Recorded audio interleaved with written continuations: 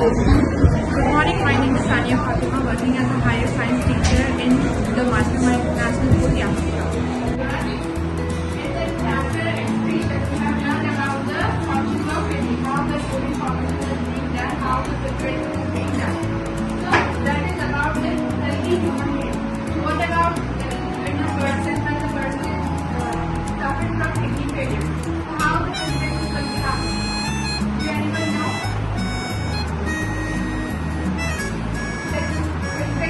Of the blood or the impurities from the blood will be removed by a process that is called as dialysis. Okay? That is heme dialysis. Today our topic is heme dialysis. That means heme is nothing but the blood, and dialysis is nothing but the purification or removal of the impurities or waste material. Dialysis is nothing but removal of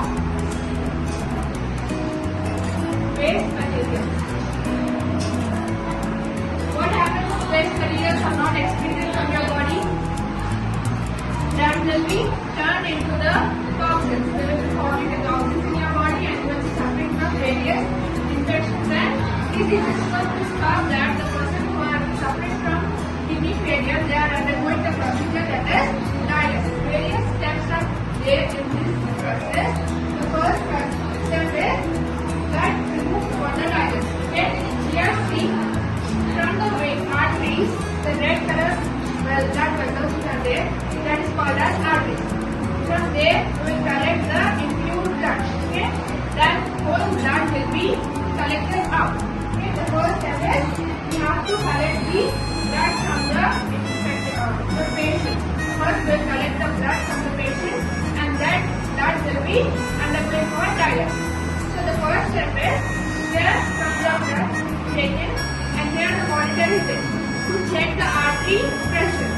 Yes, there will be a pressure with which the blood will be flowing from the human body to the dialysis machine. So that pressure should be at a minimum amount so that the overflow of the blood should be reduced. So that is why we will be monitoring the pressure of the arteries. Yeah. And next is blood pump. If there is no blood pump, can the blood flow easily? It cannot flow easily. So the pump is situated here in the dialysis machine. So that it will suck the blood from your arteries. And what is next here? A heparin is there. Look here. The next step after the blood pump is heparin pump. Why we are attaching heparin pump? We are giving the heparin. Now we are mixing the heparin in the blood. Heparin is nothing but it is the enzyme which is an anticoagulant. Okay? It will stop the coagulation of blood. If we do not add the heparin to the blood, what happens? The blood will coagulate, form the clumps. Okay? Now the blood will be in the liquid form. So if it is getting the coagulation, it will form the dotted cells, like we have seen in RBC testing. How the clumps will be formed after the coagulation. So that clumps will be formed in the blood if we don't mix it. To stop the coagulation, we are adding an anticoagulant in the blood. Understood clear? Next step is dialyzer inflow monitor. How much amount of blood is flown into the dialyzer machine will be monitored. So here it will be monitoring the flow of blood into the dialyzer machine. Okay, everywhere the meters are present to monitor the blood flow. So here also we are monitoring the blood flow into the dialyzer. So what is next? The dialyzer. The main thing in this program. So here the dialyzer is this. What happens? Filtration of your blood will be happening. Filtration of the blood. Whatever the waste material, impurities and the toxins are present in your blood, that will be separated in the dialyzer, or it is also called as filter. But all the essential materials which are present in the blood will be a composition of many components. It will be having RBC, WBC, platelets and everything. Okay? And all the essential materials like amino acids, will be present in the blood that will be supplied to whole part of our body. So this dialyzer will not remove this essential part. Okay? Essential components that will be there in the blood itself. Only the waste material and the toxins will be removed from the blood. Understood what the dialyzer is doing? It is filtering out only the waste material from the body and leaving all the essential parts of the blood, or whatever the essential components are present in our blood, that will be there in the blood. Next comes the dialyzer.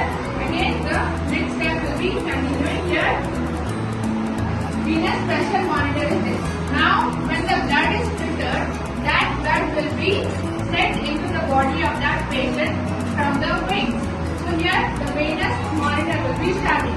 So here in the venous monitor, the pressure should be minimum so that the blood should be easily flowing into the body. If we are casting out the blood with high pressure, what happens? Can the body can sustain that pressure? No, the body cannot sustain that pressure, so that we are monitoring the blood. Next is air trap, air detector and air detector clamp. These are the two main parts which are checking for the air bubbles. Here what they are doing?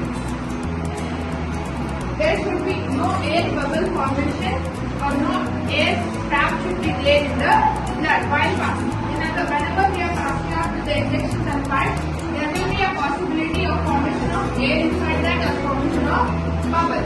So that should be eradicated. So that for that what we are doing, here the air trap and air detector. If the air are present and the bubble formation is there in the blood, that will be breakdown in this air detector and air detector. Next step is the filtered blood will be passed into the container.